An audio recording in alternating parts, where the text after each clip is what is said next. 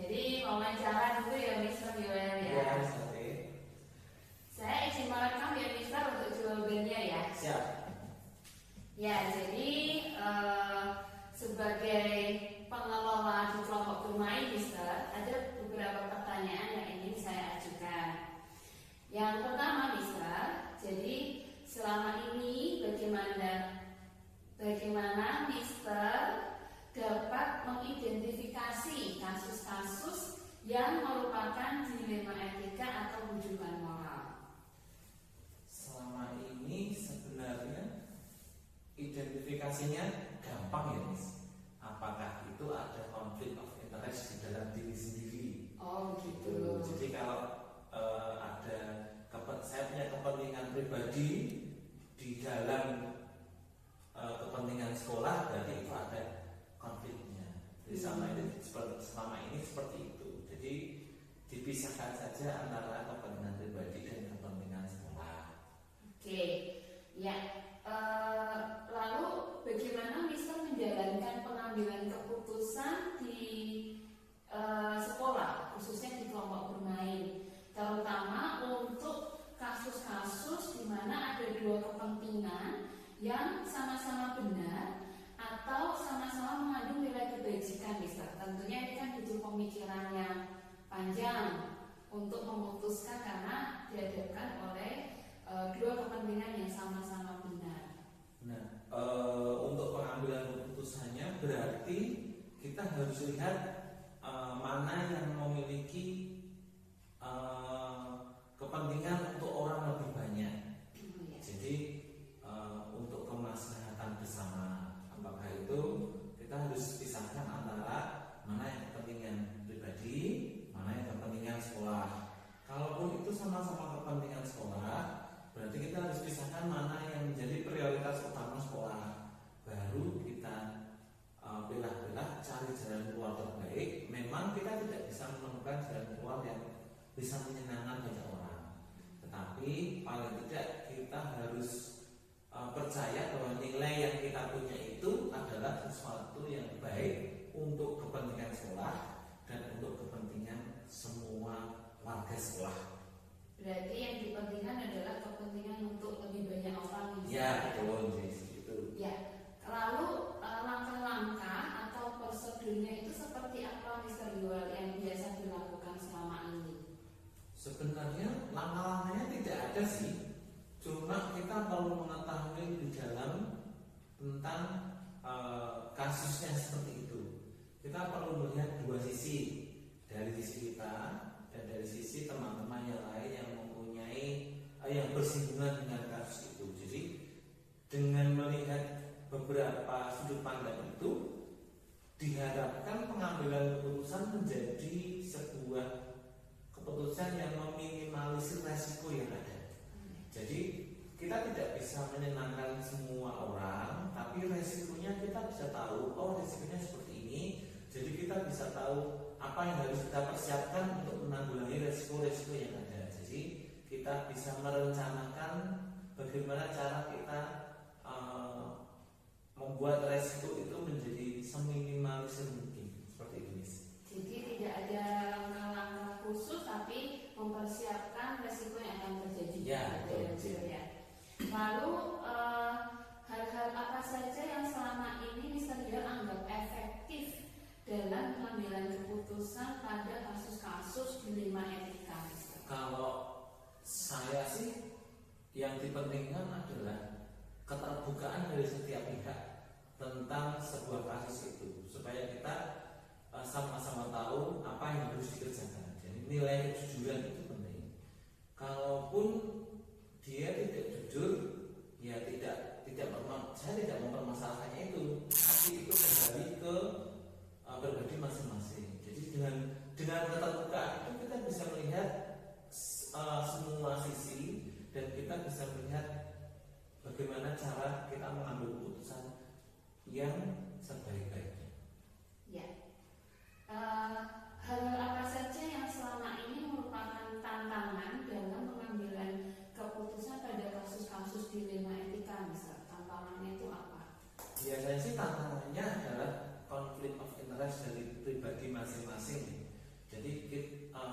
orang itu kan punya keinginan Iya.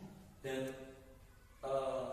pasti setiap orang tertarik untuk mendapatkan sesuatu yang lebih. Betul. Dan itu kalau kita tidak bisa batasi, itu bisa menjadi permasalahan yang bisa mengakibatkan konflik dengan orang lain. Jadi kalau buat saya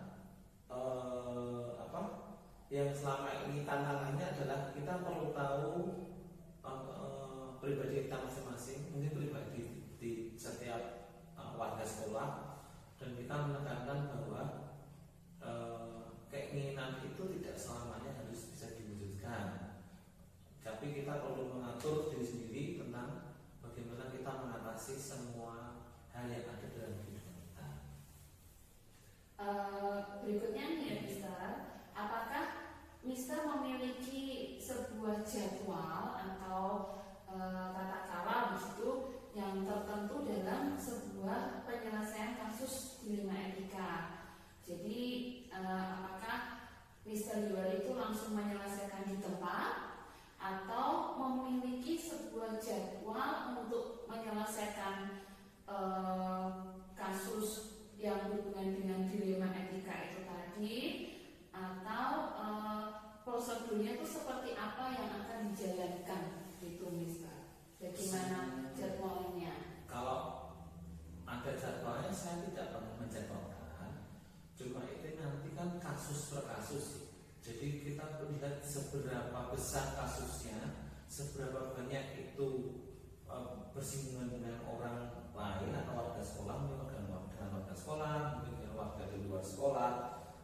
Kita perlu mencari tahu lebih banyak informasi yang ada supaya kita bisa menimbang pilihan jalan keluar yang baik yang mana. Nah, waktu kita mencari informasi itu kita pasti membutuhkan waktu.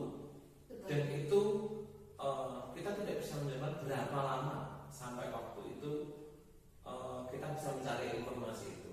Kalau saya prinsipnya adalah semakin cepat semakin baik.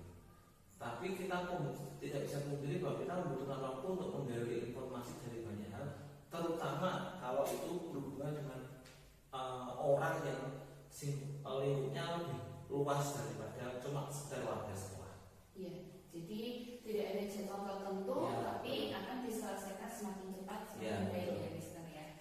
Kemudian Mister, apakah ada orang lain atau apakah ada faktor-faktor yang selama ini mempermudah atau membantu Mister Yuel dalam mengambil keputusan untuk mengatasi kasus-kasus dilema etika? Faktornya yang penting itu adalah mungkin tentang prinsip dan nilai pribadi. Apa prinsip apa yang kita punya dalam diri kita, nilai-nilai apa yang ingin kita terapkan dalam saat kita mungkin berorganisasi, mungkin kita bekerja, itu kita pasti punya prinsip-prinsip tertentu. Nah, semakin kita berpegang teguh sama prinsip-prinsip kita itu akan memudahkan kita untuk mengatasi dilema-dilema yang bersifatnya etika. Jadi kita perlu tahu seperti ini. Jadi saya punya prinsip bagaimana. Jadi kita bisa melihat ke prinsip kita pribadi, kemudian kita memutuskan mana yang baik untuk kita dan mungkin untuk sekolah kita. Kalau orang lain Mister, apakah Mister Yuel butuh bantuan orang lain untuk memberikan pendapat second opinion misalnya seperti Kalau itu? saya masih beberapa masih ada beberapa terkadang opini itu pendapat itu bukan untuk memutuskan, tapi untuk menggali dampak apa yang akan mungkin muncul. Sebenarnya kan keputusan sudah ada, cuma kita mencari informasi. Kira seperti ini, kira seperti ini. Kalau saya membuat keputusan seperti ini, di hasilnya ke orang ini akan seperti ini, jadi CP akan seperti ini. Jadi kita perlu memutuskan supaya kita bisa mengetahui dampak apa yang akan muncul di saat kita memutuskan sesuatu. Kalau boleh tahu, Mister biasanya akan berdiskusi atau mencari pendapat atau second opinion itu dari siapa, Mister? Kalaupun berhubungan dengan sekolah, pasti dengan teman-teman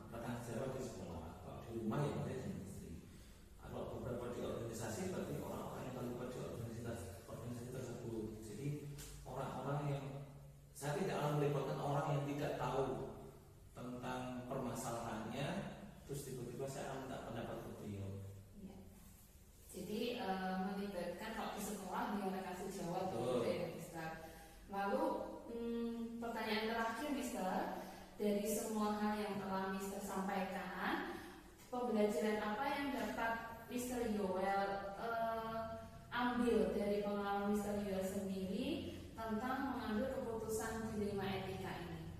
Kalau saya, pendapat saya adalah waktu kita mengalami dilema etika seperti ini, kita harus punya prinsip mana yang menurut kita baik, mana yang menurut kita baik untuk diri kita sendiri, baik untuk orang.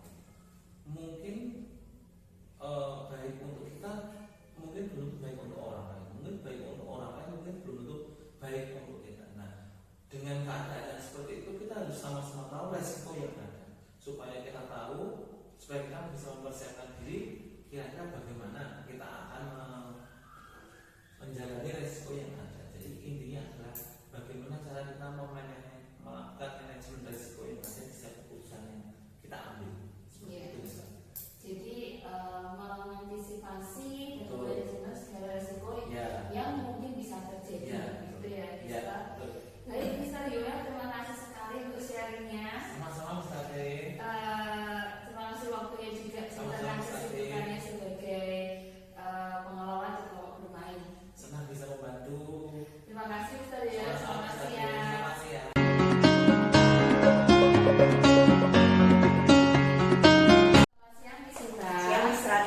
Waktunya sebentar ya, Miss. Saya ingin melakukan wawancara sedikit berkaitan dengan Miss Sinta sebagai kepala sekolah dari TK Referent Salatiga, yang bagaimana nanti Miss Sinta itu mengatasi kasus-kasus yang merupakan dilema etika atau bujukan moral, begitu. Ya, baik, Miss. Ya, jadi dari pertanyaan pertama, Miss, selama ini bagaimana Miss Sinta dapat mengidentifikasi kasus-kasus yang merupakan dilema etika atau bujukan moral? Ya, baik.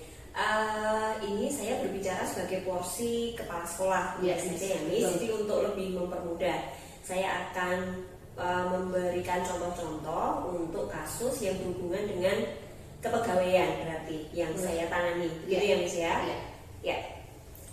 Bagaimana caranya untuk mengidentifikasi? Ya. Identifikasi ini bisa dari berbagai cara, bisa melalui penilaian kinerja, bisa juga melalui hal yang kita amati secara langsung, artinya masukan-masukan secara langsung dari orang tua berhubungan dengan pekerjaan atau apa yang terjadi dengan anaknya yang berhubungan dengan pendidiknya di kelasnya masing-masing. Oh, begitu, Miss. Ya. Jadi melalui pengamatan dan penilaian ya, Miss. Ya. Lalu kakak selama ini dalam Miss Sinta menjalankan peran sebagai kepala sekolah di TK pernah menemui kasus-kasus yang merupakan dilema etika atau bujukan moral. Seperti yang kita tahu, Miss, dilema etika itu yang kita dihadapkan dua hal yang bertentangan, namun itu memang baik semua, ataupun yang kasus yang berhubungan dengan bujukan moral. Di satu sisi baik, di satu sisi itu sebaliknya. Apakah Miss Sinta pernah mengalami kasus salah satu dari itu, Miss? Pernah. Pastinya dalam perjalanannya kita paling tidak akan menemui permasalahan-permasalahan seperti itu, pernah gitu, Miss. Jadi seperti dilema etika, artinya ya dua-duanya baik atau salah satunya tidak baik, itu pasti ada. Contohnya saat kemarin COVID itu kan semua lembaga juga pasti mengalami hal yang namanya tiba-tiba kita harus dihadapkan dengan metode-metode baru untuk mengajar anak-anak. Guru-guru juga kita paksa, kita siapkan untuk bagaimana caranya tetap memberikan yang terbaik. Dilema etikanya bagi lembaga kita berikan waktu itu kan kita memberikan semua pakai Zoom, pakai apa? Satu itu ya memang baik gitu ya, Miss ya. Tapi satu sisi coba dianalisa, ini termasuk yang dilema etika atau bujukan moral, Miss. Jadi secara lembaga memang kita akhirnya jor-joran untuk mengadakan Zoom, mengadakan apa, menaikkan NBPS kuotanya sekolah gitu. Baik untuk orang tua, baik untuk guru yang mengajar, tapi ada satu sisi juga sekolah harus berani mengambil keputusan itu, merogoh kocek lebih lagi untuk kegiatan itu biar bisa berlangsung. Salah satunya itu. Terus tiba-tiba di satu lembaga ini ada terpikirkan untuk bagaimana biar stabil. Yang stabil, biar stabil, kalau pengurangan ya stabil. Tapi bisa nggak ya harus tanpa mengurangi pegawai. Akhirnya kita mengurangi nominalnya per orang. Ditambah lagi dengan beberapa ketentuan WFH, jadi bisa di rumah. Artinya kita tidak perlu mengurangi salah satu, benar-benar mem-PHK artinya. Tapi semuanya jadi kena imbasnya juga. Yang penting masih sama-sama daripada kehilangan satu atau dua orang, karena pasti jalannya juga akan timpang. Sebenarnya saya yakin sekali masing-masing keluarga ini jalannya juga timpang di keluarga masing-masing, karena income yang tadinya sekian berkurang. Tapi itu juga pasti terjadi di semua orang pas COVID kemarin. Yang penting mereka setiap bulannya tetap ada pemasukan meskipun berkurang, daripada kita yang penting aku gajian utuh, kamu keluar ya keluar aja, nggak apa-apa, kamu aja yang keluar. Yang penting di sini tidak ada yang seperti itu. Berarti pada saat itu harus mempertimbangkan daripada ada pengurangan, lebih baik pengurangan nominal, begitu ya Miss ya. Mungkin dengan kata lain potongan gaji, begitu ya Miss ya. Ya Miss Sinta, lalu bagaimana Miss Sinta menjalankan pengambilan keputusan di sekolah Miss selama menjabat sebagai kepala sekolah TK, terutama untuk kasus-kasus yang dihadapkan dengan dua kepentingan yang sama-sama benar atau yang sama-sama mengandung nilai kebajikan. Bagaimana Miss Sinta menjalankan untuk mengambil keputusan dari dua kepentingan yang sama-sama benar ini, Miss? Oke. Dua kepentingan yang sama-sama benar memang susah ya Miss, karena dua-duanya benar. Tapi dilihat lagi, pasti ada yang punya nilai plus lebih daripada satunya, atau punya nilai resiko lebih rendah. Biasanya saya akan mempertimbangkan itu, mana yang resikonya lebih rendah, mana yang membawa dampak negatif yang lebih rendah bagi yang lain. Biasanya saya ambil yang seperti itu. Toh dua-duanya pun baik. Iya, betul. Jadi lebih mengutamakan kepentingan yang lebih untuk banyak orang. Iya, gitu ya. Ya, karena di sini kita bekerjanya sama-sama. Ibaratnya sekolahnya maju juga bukan hanya karena salah satu pihak, tapi karena semua. Betul. Lalu Miss Sinta, langkah-langkah atau prosedur seperti apa yang biasanya Miss Sinta lakukan selama ini? Apakah ada langkah-langkah tertentu ataukah ada prosedur tertentu yang Miss Sinta lakukan untuk mengambil keputusan tadi, Miss? Ya. Kalau saya melihat ini nilainya untuk kebaikan banyak pihak, biasanya langkah-langkahnya juga saya tidak mengambil keputusan itu sendiri. Saya mengajak rapat, dengan berdiskusi kita akan tahu keputusan mana yang dirasa lebih bermanfaat untuk banyak orang dengan risiko yang lebih rendah daripada keputusan lainnya, seperti itu. Biasanya nanti dengan bekerja sama, berdiskusi, itu akan lebih mudah dalam mengambil keputusan. Meskipun banyak kepala, tapi kita jadi tahu mereka itu membutuhkan yang mana. Karena tujuan saya tadi kan yang paling baik untuk banyak orang. Kalau saya mengambil keputusan dari sisi kepala saya pasti akan mengambil sisi keputusan yang baik untuk saya, tapi belum tentu itu baik untuk yang lain. Nah, kalau mungkin ada keputusan yang memang harus saya ambil secara pribadi karena itu berhubungan dengan lembaga. Sama seperti contohnya kemarin. Jadi waktu itu saya hamil 8 bulan, lalu saya harus memilih. Ini ada program bagus, sekolah penggerak, mau ikut atau tidak. Dari satu sisi ya pasti baik karena sekolahnya pasti nanti akan lebih maju. Satu sisi juga saya pasti akan tambah pekerjaan, hal yang baik juga, tambah pengalaman begitu.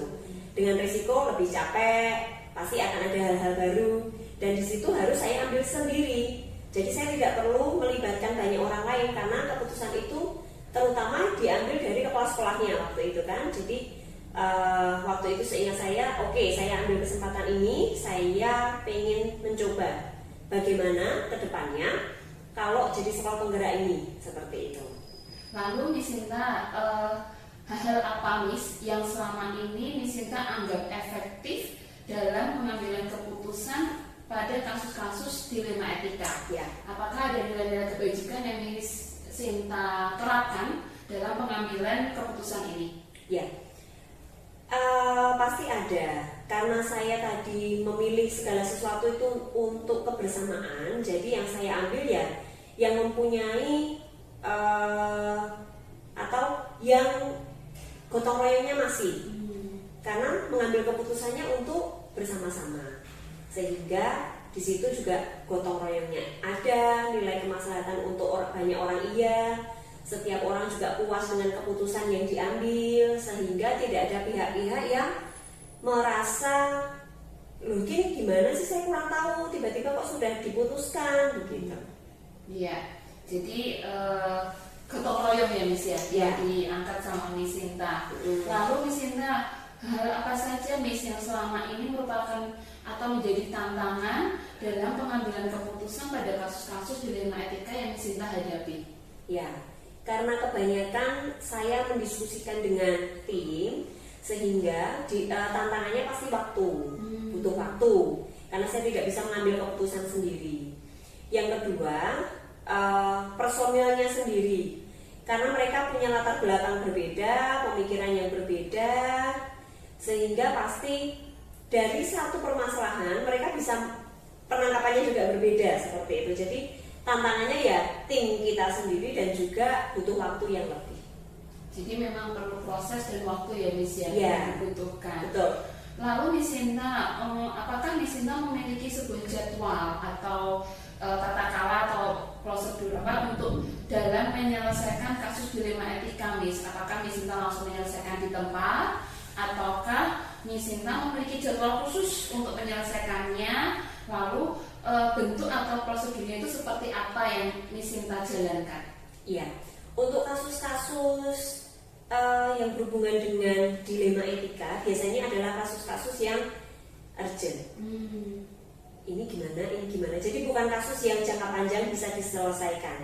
Kalau urgent saya ya pasti akan menyelesaikan secara langsung, begitu Miss, tanpa menunda. Jadi tanpa membuat kondisi sekolah tidak kondusif juga, kita harus putuskan sama-sama segera, biar tidak mempunyai efek yang cukup panjang apabila ini ditunda-tunda. Jadi saya tidak akan menunda atau tidak membuat jadwal khusus, malahan tidak punya ini bulan ini adalah bulan menyelesaikan permasalahan gitu, tidak. Jadi setiap ada permasalahan selalu diselesaikan saat itu juga dengan solusi yang sama-sama untuk kebaikan semua. Lebih cepat lebih baik begitu ya Miss ya. Dua pertanyaan lagi nih Miss Sinta. Baik. Jadi dalam Miss Sinta mengambil keputusan untuk kasus dilema etika ini, apakah ada seseorang atau faktor-faktor yang selama ini bisa mempermudah atau membantu Miss Sinta? Seseorang, karena tadi saya memutuskannya kan bersama-sama ya Miss, jadi tim itu adalah yang sangat membantu. Kalau faktor apa ya kerjasama tim itu yang sangat membantu. Kebersamaan tim, ya.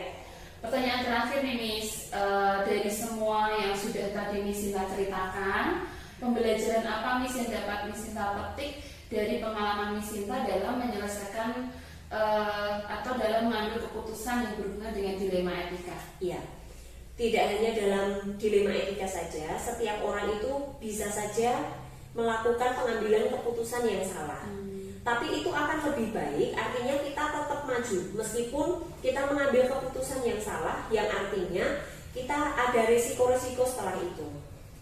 Itu saja kita mengambil harus berani. Apalagi pengambilan keputusan dilema etika di mana dua-duanya sebenarnya kalau diambil tidak ada yang salah-salah banget begitu.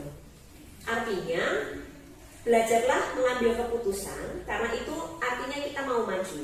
Jangan sampai kita berhenti tanpa mengambil keputusan sama sekali. Namanya kita tidak pernah belajar. Dan caranya bagaimana kita menghadapi rentetan-rentetan hal yang berhubungan dengan akhirnya nanti saat mengambil keputusan A ada risiko macam-macam, ya kita menjalaninya dengan apa? Dengan sikap yang mudah beradaptasi. Karena kita hidup di dunia yang selalu berubah. Kalau kita tidak dinamis, kita sendiri berada di zona sakarepku, enaknya begini, ya sudah. Artinya kita tidak maju. Dunia berputar, kita berhenti. Tapi kalau kita mengikuti, meskipun menerjang apa yang besok masalah ini lagi lah, yang besok misalnya Miss Rati bekerja di sini kan mungkin yang tahun ini anak-anaknya diberi yang istimewa-istimewa, yang tahun depan orang tuanya yang istimewa, yang ke depan lagi delala cobaan COVID, apalagi kayak gitu kan pasti kita juga harus beradaptasi. Jadi ini cepat beradaptasi. Betul. Ya, Dan berani mengambil keputusan. Berani mengambil keputusan. Setuju dengan Miss Sinta. Sekali lagi terima kasih Miss Sinta Sama-sama, Miss Rati. untuk sharing dari pengalamannya dalam Ya. mengambil keputusan hubungan dengan dilema etika. Ya. Semoga menjadi pembelajaran untuk saya dan Miss Sinta juga selalu diberi kemudahan dalam menjalankan tugasnya sebagai kepala sekolah di TK sini. Terima kasih doanya, Miss. Terima kasih Miss Sinta. Semangat CTP-nya. Terima kasih. Selamat siang Miss.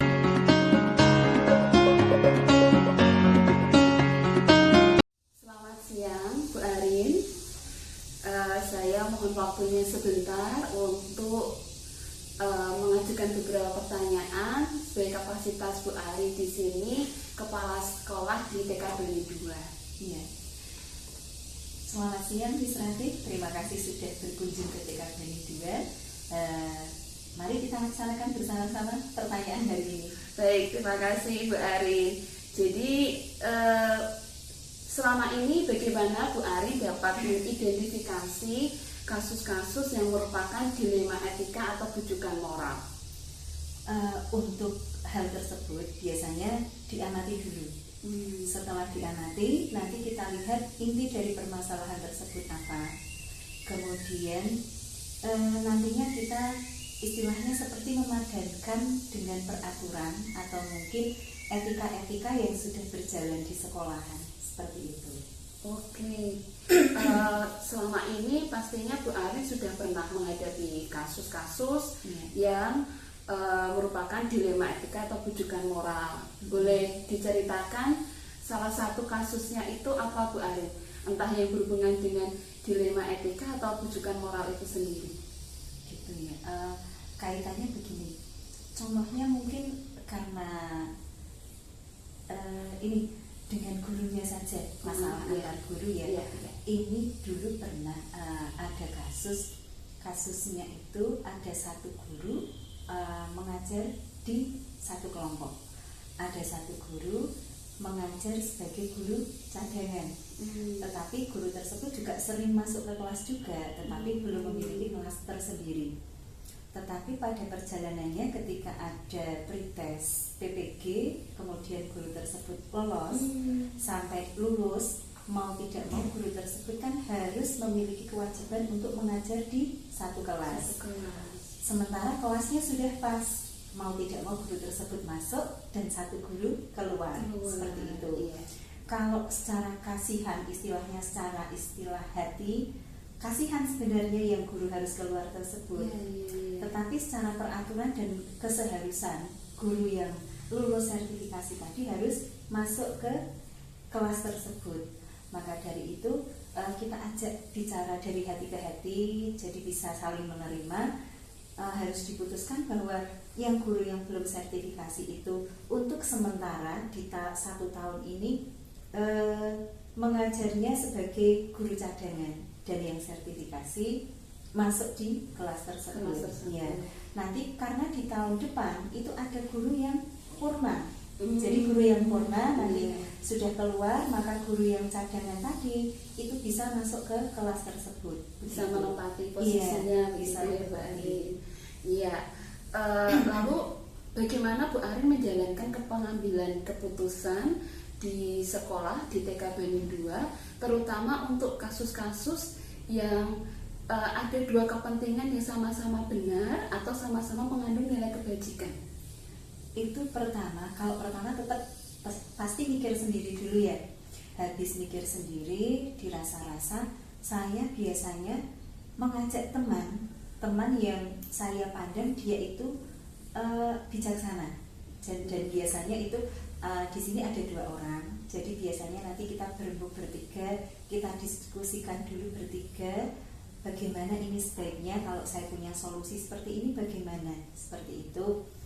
Kalau itu yang hal-hal yang sangat urgent, penting sekali. Kalau hal-hal yang menyangkut untuk kesemuanya yang tidak begitu urgent, itu kita bertiga berembuk dulu. Setelah itu saya share ke teman-teman, kita diskusi bersama-sama. Gitu. Berarti diskusi kecil dulu ya Bu Iya, Arin. kita Setelah ada itu baru diskusi kecil. disampaikan di kelompok besar. Iya. Begitu.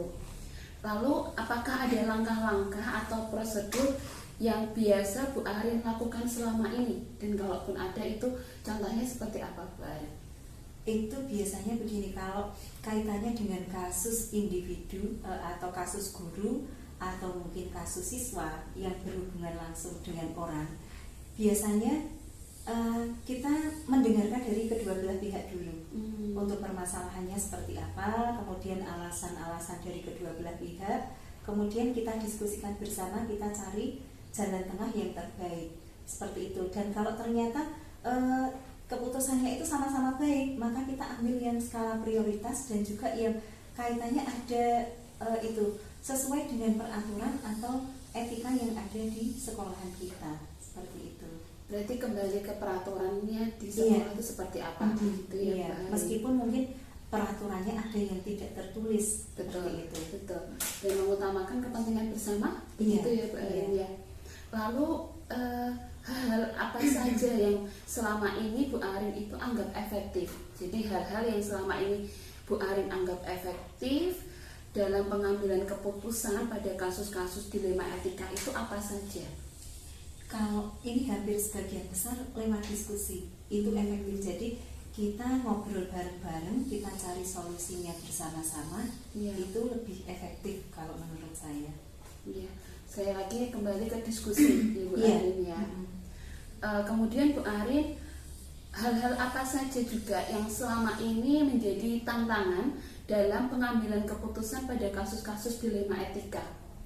Biasanya lebih ke faktor kedekatan. Kadang kan kedekatan kita dengan individu, baik itu orang tua ataupun dengan guru, itu kadang menjadi tantangan. Tetapi mau tidak mau kita memang harus mengesampingkan itu ketika harus mengambil sebuah keputusan yang utamanya untuk kepentingan bersama, meskipun kadang ada rasa rikuh gitu.